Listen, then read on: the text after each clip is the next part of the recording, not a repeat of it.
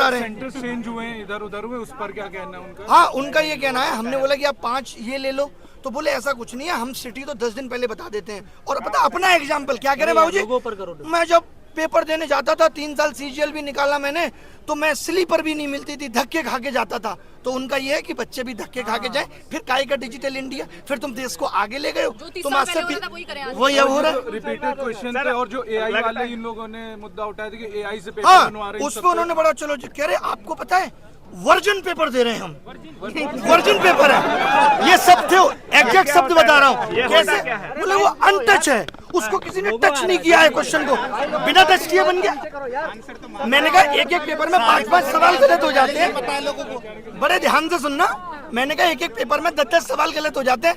बोले paper untouched है, किसी और को टच कराएंगे कि चेक कर लो एक बार तो गलत हो जाएगा, पेपर आउट होने के चांस है। आज आप देख लो जो लोग हमारे पेपर बना रहे हैं वो अपने मौसी के लड़के को भी बता दें, उनको भी नहीं पता ये पेपर किस एग्जाम में आएगा। मैंने कहा भाई आप सिलेबस में तो आपने दिया नहीं था, प्रोबेबिलिटी स्टैटिस्टिक्स आप सिलेबस तो दे रहे हो। बोले उससे क्या मतलब है, बच्चे को नहीं पता कि 12th बेस्ड है और 12th में सब आता है। तो मैंने कहा आप ये भी लिख दो कि भाई 12th बेस्ड है, एनसीईआरटी पूछेंगे तो बोले लिख देंगे, ये इनडायरेक्टली तो लिखा हुआ ही है। कुल मिला के उनको किसी बात के लिए इतना सा रिग्रेट नहीं है कि बच्चे परेशान है या एग्जाम सिस्टम खराब है। उनको लग रहा है हम भी धक्के खाते थे, तुम लोग भी धक्के खाओ, धक्के खा के कोई नौकरी तुम्हारे हिस्से में आ जाए तो अच्छी बात है, नहीं तो नहीं। किसी भी बात के लिए उनको कोई रिग्रेट या परेशानी इस बात से नहीं है, वो मजे में है पूरे। सर आप पूरे देश के शिक्षकों को आंदोलन करने के लिए बुलाए थे, अब मिलने के लिए डीओपीटी से बुलाए थे सर। हमको लगता है कि देश के तमाम शिक्षक आए हैं, सारे शिक्षक लगभग आए हैं और इतनी संख्या शिक्षकों की थी।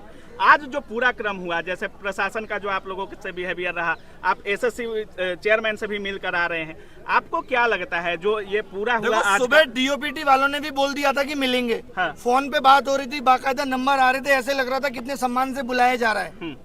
तो आप सुबह से देख रहे हैं हर चीजों को सर, और पहले से भी लगे हुए हैं। कितना उम्मीद है कि आपके इस रिफॉर्म वाले आंदोलन से, इस मीटिंग से कुछ प्रभाव पड़ेगा या कुछ अंतर देखने को मिलेगा, कुछ सुधार होगा? जितना ज्यादा से ज्यादा बच्चा यहाँ के बैठेगा तो इस सिस्टम को ठीक करके ही जाएंगे, क्योंकि इतनी कमियां है ना। जैसे हमने बोला माउस और कीबोर्ड, हाँ ये मानते हैं थोड़ा माउस दिक्कत कर रहा है हर जगह माउस। हमने बोला एक बच्चा पीटा गया, बोले अच्छा बच्चा पीटा गया, वीडियो कहाँ दिखाइए, लिंक दे दिया कि भाई ये वीडियो है।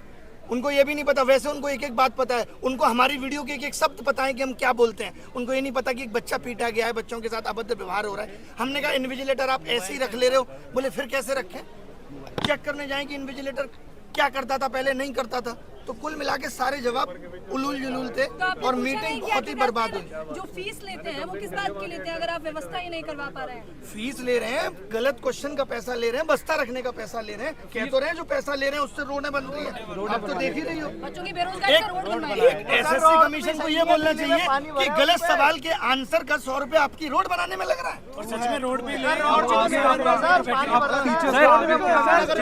सर रोड भी तो नहीं बन रहा है। धीरे धीरे इकट्ठे हो रहे हैं, पूरे देश से बच्चे को बुला रहे हैं, यहीं बैठेंगे जब तक ये सिस्टम सही नहीं हो जाता। सुबह तक डीओपीटी बहुत नॉर्मल था, बात करने में कोई दिक्कत नहीं हो, अचानक लग गई, कैसे इतने लोग आ गए, ये कैसे हो गया, हटाओ अब नहीं मिलेंगे, ईगो पे ले ली बात, वरना उससे पहले मिलने को तैयार थे। हाँ। सत्र चल रहा है, आप लोग अभी बवाल मत करिए। देखिए अभी संसद सत्र चलेगा, फिर 15 अगस्त आ जाएगा, उसके बाद दिवाली की छुट्टियां आ जाएंगी, फिर क्रिसमस आ जाएगा, फिर न्यू ईयर सेलिब्रेशन होगा, फिर मकर संक्रांति, फिर वैलेंटाइन डे, ये तो चलता ही रहेगा। समस्याओं का निदान होगा कब? रोजगार का उनका क्या होगा? ये सरकार की जिम्मेदारी नहीं है। सर जिनका लास्ट टेंडर है उनका क्या? लास्ट अटेम्प्ट पे मैंने पूछा कि आपके पास तो डीओपीटी से लेटर भी आ गया था, तो बोले उन्होंने यही तो कहा था कि इसको अग्रेसित करो, हमने कर दिया, रिजेक्ट कर दिया। अच्छा साहब बोले रिजेक्ट कर दिया। तो सर सीजीएल में होंगे क्या कुछ चेंजेस सर? कह रहे सीजीएल बहुत अच्छे से कराएंगे। सर कब कैसे डेट भी तो देते सर डेट भी तो देते। लगा तो उनकी बातों से पोस्टपोन होने वाली बात में शायद ना हो, लगा है। लेकिन उन्होंने एक बात और कही, जब आप शुरुआत में आप लोगों ने वीडियो देखा होगा, उन्होंने कहा आंदोलन करने की जगह जंतर मंतर है, तो आप लोग जंतर मंतर आइए वहाँ नहीं।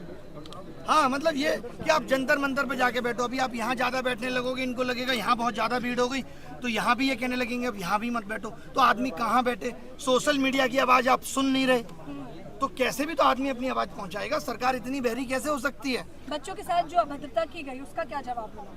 बहुत खराब है ये।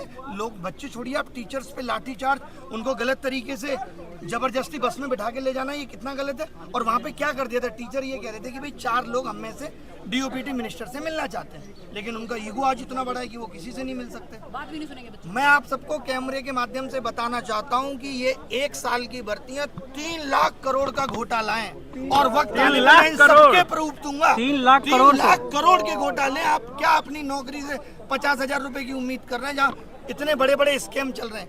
ये एडुकेटी का आना इतना आसान नहीं है। अच्छा, वो लोग शिक्षक का काम भी बता रहे हैं, वो कह रहे हैं आपका काम तो शिक्षा देना है, आप लोग आंदोलनकारी बन गए हैं। और जो बिना पढ़े लिखे नेता है वो शिक्षा पे पॉलिसी बना रहे हैं। ABCD नहीं आती बाबूजी को, राजस्थान के शिक्षा मंत्री बन के बैठे हैं। हम इनको शिक्षा पॉलिसी बनाने दें, एजुकेशन पॉलिसी बनाने को इनको दे दें और शिक्षक बता नहीं सकता कि आपके सिस्टम में खामियां क्या है। ये तो अगर वो दोगलापन है। हाँ, अगर वो गलती ही स्वीकार नहीं करेंगे तो आप क्या करने वाले हैं? आप खुद देखिए, 5 साल पहले बोला CET लेंगे, तब तक मनसाएं ठीक थी। CET लेने का मतलब ही साफ साफ ये था कि भाई कॉमन एंट्रेंस टेस्ट होगा, बच्चा एक बार फॉर्म भरेगा। इनको लगा ये तो गलत हो रहा है। रेलवे अलग से 500 करोड़ कमा के दे रहा है। आपको पता होगा रेलवे में ही 500 रुपए फीस ले लेते हैं और कहते हैं 400 वापस करेंगे। कब वापस करेंगे ये नहीं पता है। 1 करोड़ लोगों की 400 रुपए फीस रख कर बैठे हैं। गलत सवाल पूछने पे 100 रुपए इसलिए लिए जाते हैं कि आप किसी सही सवाल को गलत ना बताएं। लेकिन अगर वो सवाल गलत ही है तो इनको 100 रुपए वो वापस करना चाहिए। एक बच्चे से 2,500 रुपए वसूल रहा है, तो इन्होंने कमाने का जरिया बना लिया।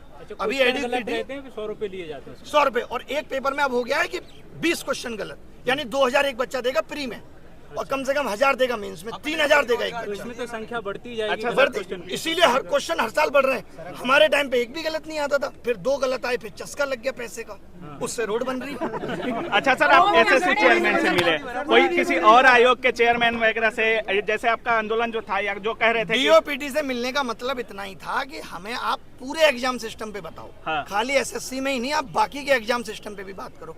कुल मिला के बात यह है कि सरकार या उनके आयोग इस वक्त विफल हो रहे हैं, क्योंकि जैसे जैसे एस्पिरेंट की संख्या बढ़ी, इन लोगों ने अपने सिस्टम को अपडेट नहीं किया। आज ये आधार ऑथेंटिकेशन के लिए एक अलग कंपनी का सहारा ले रहे हैं, एग्जाम कंडक्ट कराने के लिए एक अलग कंपनी का सहारा ले रहे हैं, उसमें जो सर्वर सपोर्ट लग रही है वो अलग कंपनी की लग रही है।